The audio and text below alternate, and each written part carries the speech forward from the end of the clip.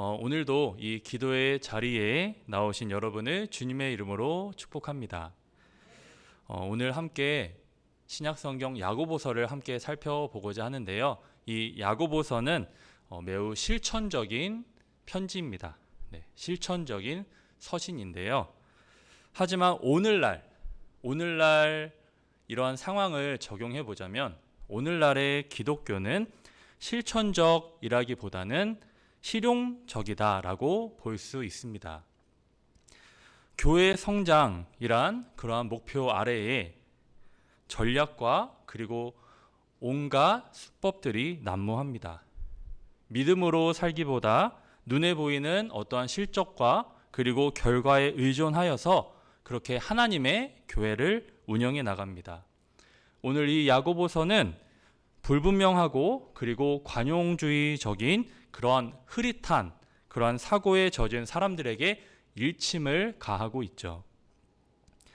실천적인 기독교가 무엇인지 그리고 참된 바로 그리스도인은 어떠한 사람인지를 분명하게 제시합니다.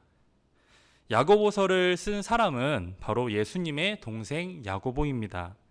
그는 초대 이 예루살렘 교회의 수장의 그 역을 감당했는데 이 서신은 바로 박해로 인하여 흔들리는 당시 유대인 기독교 공동체를 향해서 쓴 서신이죠. 이 서신이 쓰여진 그 연대는 이르면 주후 45년에서 50년 사이일 텐데 50년 바로 예루살렘 회의가 열리기 전에 그렇게 쓰여졌을 것으로 보고 있습니다. 이제 함께 본문을 함께 살펴보고자 하는데요.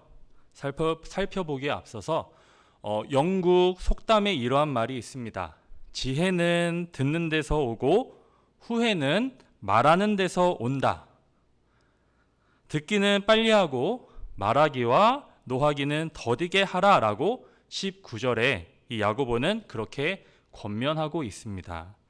특별히 잠언 15장 28절에서 이야기하는 것처럼 말을 아끼고 다른 사람의 이야기를 그렇게 경청하며 노하기를 더디게 하는 것을 지혜자의 모습으로 여기고 있습니다. 그래서 분노하는 것을 통해 하나님의 의를 이루지 못함을 조심해야 한다라고 20절에 말씀하고 있죠. 듣기는 그렇게 속히 하고 말하기는 더디하는 그러한 사람이 있습니다. 잘 듣는 대신 신중하게 그렇게 생각하고 반응하는 사람이죠. 반대로 듣는 즉시 제멋대로 반응을 하고 성내기를 잘하는 사람이 있습니다. 누가 보더라도 이 첫 번째 사람이 이 하나님의 의를 이루기 쉽다라는 것을 우리는 알 수 있죠. 그렇다면 저와 이곳에 계신 여러분은 어디에 속해 있습니까? 내 맘 같지 않은 말과 그리고 그러한 행동에 대해 우리는 하나님의 말씀에 기초하고 판단하고 그리고 반응해야 할 때입니다. 그렇지 않으면 내 속의 모든 더러운 것과 넘치는 그 악이 나의 악한 그 성질만 드러나게 할 뿐이죠. 사람의 이 성내는 것이 하나님의 의를 이루지 못합니다. 형제에게 노하는 자마다 심판을 받게 된다라는 마태복음 5장 22절 그 말씀을 암시하죠. 인간의 어떠한 감정적인 이러한 분노는 하나님의 의, 즉 하나님께서 기대하고 그리고 요구하시는 그 기준을 이루어내지 못합니다. 그러므로 모든 더러운 것과 넘치는 악을 내어 버리고 능히 영혼을 구원할 바 마음에 심긴 그 말씀, 그 도를 온유함으로 우리는 받아야 하죠. 그렇게 모든 더러움과 넘치는 이 악은 믿음의 삶에 있어서 매우 큰 방해 요소가 됩니다. 이 더러운 것으로 번역된 이 원어 리파리안의 그 원형이었던 리파리안은 불결 혹은 더러움 그러한 의미가 있는데요. 은유적으로는 도덕적 더러움을 의미하며 죄와 관련하여서 이렇게 사용되어지는데, 특히 우리 마음에서 입으로 나가는 그러한 악한 말을 가리키고 있습니다. 그래서 말하기와 노하기를 더디게 하고 이 지혜자의 모습처럼 우리는 경청하는 그러한 자세가 필요하다라고 야고보는 그렇게 말하고 있습니다. 두 사람의 관계에서 상대방의 이야기를 오해하고 곡해하여 화를 내고 다투는 경우가 우리 주변에 매우 많죠. 그만큼 상대방의 그 이야기에 귀 기울여 듣는 것은 참으로 중요합니다. 모든 악을 버리기 위해 새롭게 받아들여야 할 것은 바로 마음에 심어진 말씀입니다. 이 말씀을 온유함으로 받으라라고 우리에게 그렇게 요청하고 있는 것이죠. 온유함에 해당하는 그 어근은 본래 사나운 짐승이 길들여진 상태를 그렇게 나타내는데, 바로 불같은 그 기질을 통제함으로써 누그러진 그러한 마음의 상태를 말합니다. 마태복음 5장 5절 말씀 또한 온유한 자는 천국을 기업으로 받는다라고 말씀하죠. 마음에 심어진 그 말씀을 그렇게 온유함으로 받기 위해서 우리의 혈기를 다스릴 필요가 있습니다. 그리고 말씀에 경청하여 이 말씀을 붙들지 않으면 우리의 믿음을 놓치기 매우 쉽습니다. 그래서 믿음의 삶은 행함을 통해 그 진실함을 증명하죠. 믿음은 하나님의 뜻을 따르며 그리고 그렇게 할 때에 주님의 은혜가 임한다라고 믿는 것을 말합니다. 하나님의 말씀을 귀로 듣기만 해서는 아무런 일도 일어나지 않습니다. 듣고 행하지 않으면 아무런 소용이 없다라는 뜻이죠. 신앙생활은 크게 두 가지의 노력을 해야 한다라고 볼 수 있습니다. 하나는 더러운 것과 이 악을 멀리하는 것입니다. 바로 죄로부터 우리의 자신을 보호해야 하는 것이죠. 다른 하나는 선행하는 것으로 이 말씀을 온유함으로 받아들이는 것입니다. 즉 말씀에 순종하는 삶을 말하죠. 이 두 가지는 별개인 듯 하지만 이 말씀을 온유함으로 따를 때에 이 모든 더러운 것과 넘치는 그 악으로부터 우리의 자신을 보호할 수도 있다라는 그 측면에서 우리는 이 권면을 바로 말씀의 온유함으로 따르라라는 것으로 우린 단순화할 수 있을 것입니다. 하나님의 의를 이루기 위해서는 더럽고 악한 생각과 그리고 습관들을 모두 벗어버려야 합니다. 그리고 우리가 새롭게 입어야 할 것은 마음에 심긴 말씀입니다. 하나님은 진리의 말씀, 예수 그리스도의 그 복음으로 우리의 영혼을 구원하셨습니다. 그리고 그 말씀으로 구원받은 하나님의 새 언약 백성들 마음에는 그 살아있는 하나님의 말씀이 심겨 있습니다. 주님의 교회는 그 심긴 생명의 말씀을 온유한 마음으로 받아들여야 합니다. 새싹이 돋을 때까지 그 땅이 씨앗을 품고 있듯이 의의 열매를 맺을 때까지 우리는 그렇게 그 말씀을 품어야 합니다. 22절 말씀에 너희는 말씀을 행하는 자가 되고 듣기만 하여 자신을 속이는 자가 되지 말라라고 말씀합니다. 참으로 하나님의 그 말씀을 듣는 것은 우리의 어떠한 바른 행동으로 이어져야 하죠. 야고보는 능력 있는 구원의 말씀을 받았다면 이제는 행하여야 한다라는 것을 강조하고 있습니다. 야고보는 듣기만 하고 그리고 실천하지 않는 자를 거울로 자기의 생긴 그 얼굴을 보는 사람과 같다라고 23절에 말씀합니다. 여기서 보는으로 번역된 말은 우리가 지나치듯 힐끗 그렇게 보는 것을 뜻하지 않습니다. 어떠한 것을 관찰하며 주의 깊게 보는 것을 의미하죠. 그런데 사람은 이 거울을 통해 자신의 얼굴을 주의 깊게 보지만 그 순간이 지나가면 모양이 어떠한지를 또한 잊어버리고 맙니다. 말씀을 통하여 그렇게 자신의 그릇된 모습을 발견하였으나 이 잘못된 것을 행동으로 우리가 돌이키지 않는다면 사실상 본 것 역시 큰 의미가 없게 됩니다.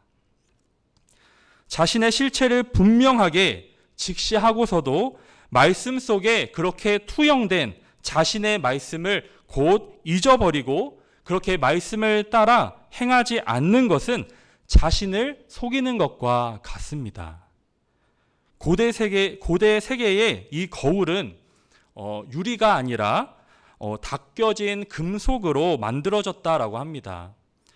성경은 이 은혜를 갈구하는 그 성도의 영혼의 그 필요를 비추는 바로 거울입니다. 성도는 행동을 바로 이 성경의 거울에 비추어서 매일의 삶을 그렇게 반성하고 가르침에 따라서 실행하는 것이 매우 중요합니다. 순간적인 어떠한 깨달음에서 그치면 아무런 효과가 없습니다. 말씀을 행하지 않고 그저 듣기만 하는 자는 왜 거울로 자신의 그 생긴 얼굴을 보는 사람과 같다라고 비유한 것일까요? 이 거울로 자신의 얼굴을 보는 이 비유의 핵심은 곧 잊는다라는 것에 있습니다. 24절에 잊는다라는 것에 있습니다. 즉 말씀을 듣는 자는 들을 때에 자신에게 어떠한 문제가 있고 그리고 어디를 수정해야 하며 어떻게 그것들을 단장해야 하는지 알 것입니다. 그러므로 말씀을 듣고 그 말씀을 이제는 삶으로 살아내는 그러한 모든 과정이 참 중요하죠. 물론 구원은 믿음으로 받는 것이지만 그렇다고 행함이 없는 공허한 믿음이 구원받은 그러한 삶의 모습은 아닙니다. 믿음을 증명할 수 있는 유일한 방법은 이 행함이기에 고백대로 살아가는 그것이 믿음의 사람에게 있어서 매우 중요합니다. 결국 말씀은 듣기용이 아니라 바로 실천용이라는 것입니다. 온전한 율법, 자유롭게 하는 그 율법을 들여다보고 있는 사람은 듣고 잊어버리는 것이 아니라 실천하는 사람입니다. 예수 그리스도의 그 복음으로 하나님과의 관계가 회복되어 자유를 누리는 그 사람들은 그들의 안에 심겨져 늘 그렇게 머물러 있는 그 말씀을 들여다보고 기억해야 하는 것이죠. 그리고 하나님을 사랑하고 이제는 우리 주변에 있는 이웃을 사랑하는 온전한 율법을 실천해야 합니다. 이러한 사람들은 주 안에서 의의 열매들을 맺는 복을 누릴 것입니다. 누구든지 스스로 경건하다 생각하며 자기의 혀를 재갈 물리지 아니하고 자기의 마음을 속이면 이 사람의 경건은 헛것이라 라고 26절에 말씀합니다. 하나님 아버지 앞에서 정결하고 더러움이 없는 그 경건은 곧 고아와 과부를 그 환난 중에 돌아보고 또한 자기를 지켜 세상으로부터 흠이 없게 하는 것입니다. 경건은 종교적인 어떠한 제반 행위들, 기도나 금식이나 예배 등등 이러한 것들로 표현된 종교성을 의미합니다. 즉 초월적인 존재를 향한 헌신의 표시인데 특히 우리는 예배 의식을 통해서 이것들을 나타내고 있죠. 그러나 야고보는 말을 조심하는 것과 같은 이러한 윤리적인 행동이 이 동반되지 않는다면 이러한 종교성 역시 의미가 없다라고 밝히고 있습니다. 하나님을 기쁘게 하는 이 경건, 바로 예배의 삶의 어떠한 시금석이라고 할 수 있는 것은 바로 이 고아와 과부의 공경에 보다 더 관심을 가지고 적극적으로 대응하는 것입니다. 하나님의 말씀에 따라 사는 것은 곧 다른 사람을 섬기는 것이지 교만한 것이 아닙니다. 신명기 10장 18절 말씀에 의하면 고아와 과부의 이렇게 관심을 가지는 것은 하나님 자신에게 관심을 가지는 것과 같다라고 말씀합니다. 구원에 이르는 그 도를 들은 사람은 참된 이 경건과 그리고 산 믿음을 소유하여 구제와 혹은 도덕적인 정결에 더욱더 힘써야 합니다. 우리가 생각할 때 경건한 그리스도인은 기도를 많이 하고 성품은 온화하고 교회 여러 가지의 일로 봉사하는 그러한 사람을 생각하기 쉽지만 이 야고보서는 경건의 첫 요소를 바로 혀에 뒀습니다. 말은 가치관과 생각의 표현인데 그 사람 안에 무엇이 담겨져 있느냐에 따라서 우리의 말은 달라지죠. 좀 더 구체적으로 우리가 생각해 본다면 약자에 대해서 어떠한 말과 행위를 하느냐가 바로 그 사람의 이 경건의 정도를 나타냅니다. 그의 말 속에 세상의 가치관이 얼마나 녹아 있는지를 통해서 우리는 그 사람의 경건을 파악할 수도 있습니다. 따라서 말은 말의 문제만이 아닙니다. 그 사람의 가치관과 그리고 세속성을 보여주는 것이죠. 의의 열매를 맺는 모습은 구체적으로 자신의 말을 통제하는 것입니다. 주를 위해, 주님의 교회를 위해 해야 할 말을 하고 하지 말아야 할 말은 하지 않는 것입니다. 그리고 주변에 있는 어려운 사람들을 돌보는 것이죠. 하나님을 두려워하지 않고 하나님의 이 말씀이 없는 사람들이 추구하는 그러한 가치를 따라가지 않도록 우리 자신을 잘 지켜야 하는 것입니다. 이러한 삶의 열매가 우리 가운데 나타나지 않는다면 신앙생활은 헛된 것입니다. 참된 경건은 생각이 아니라 삶으로 하는 것입니다. 삶 속에서 더러움이 없고 정결해야 한다는 것이죠. 아울러 자신만이 아니라 이웃, 특별히 어려움 가운데 있는 이웃을 그렇게 돌아보는 데서 시작해야 한다라고 말해줍니다.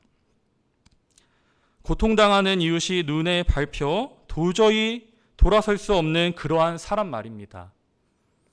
그 다음은 자신을 세속적인 가치로부터 스스로 지킬 줄 아는 사람입니다. 이렇게 보면 참된 경건은 생각보다는 삶이고 자기 중심적이기보다는 바로 하나님과 그리고 이웃 중심이어야 하죠. 사랑하는 여러분, 하나님이 기뻐하는 자녀의 모습이 있습니다. 첫째는 말하는 것과 성내는 것을 더디해야 합니다. 듣기는 예의 있게 잘 들어주고 말할 때는 천천히 생각하며 말하고 상황에 즉각적인 성을 내기보다 다시 한번 돌이켜보고 참는 것이 바로 덕이 되죠. 둘째는 말씀에 순종하는 것입니다. 말씀은 듣는 것으로 끝나는 것이 아닙니다. 말씀의 순종은 바로 경청을 넘어서 행함에 있습니다. 들으면 잊을 수 있지만 행하면 우리의 몸이 기억하게 됩니다.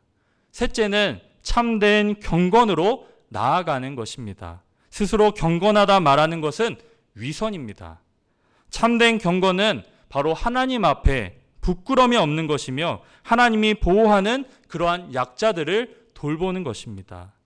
경건도 그렇게 행할 때 참되다 할 수 있습니다. 그렇다면 우리의 믿음은 어떠한가요? 우리는 글로 말로 믿음 있다 해서는 안 됩니다. 행함으로 믿음의 삶을 살아내므로 증거해야 합니다. 우리의 행함이 정말 많은 이들을 옳은 길로 인도해내야 합니다.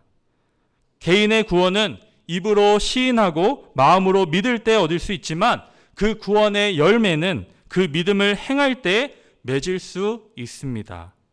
여러분, 복음 전도는 선포와 행함으로 이루어져야 합니다. 사랑하는 여러분, 입으로만 주여 외치는 자가 되지 않아야 합니다. 하나님의 살아계심과 그리고 믿음의 기쁨을 바로 여러분의 삶을 통하여, 여러분의 행동과 말함을 통하여, 그리고 여러분 주변에 있는 이웃에게 그렇게 증거해야 합니다. 오래 참고 행함으로 순종하고 그렇게 참된 경건을 이루는 신자의 삶을 살길 소망합니다. 진정으로 하나님이 기뻐하는 그러한 신자로 살아가는 이 자리에 계신 저와 성도님들 되시기를 주님의 이름으로 축복하고 소망합니다. 함께 기도하겠습니다. 하나님 아버지 감사합니다. 오늘도 말씀하여 주시고 말씀의 의미들을 되새길 수 있게 하여 주심에 감사합니다. 믿음의 모범이 되는 삶을 살아갈 수 있도록